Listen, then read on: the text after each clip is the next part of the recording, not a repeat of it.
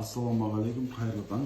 Бүгін мінекей сіздерге кешегі жасалған құйрықтың дәмін алу процесін көрсетеміз. Кеше мінекей мына құйрықты қатты ыстадық, сол кезде ішінден майы езілді.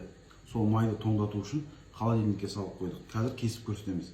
Мұны Жарқын ағамыздан Райс деген пышақ. Бисмилля. Ал. Көрдіңіздер ме қалай кесілетінін?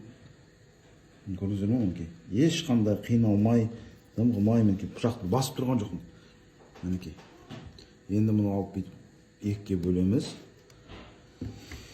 Әрине экраннан дәмін беру сіздерге жетпейді. Осы өкінішті сәт, дегенмен де сіздер үшін. Мінекей, бисмилля. Керемет.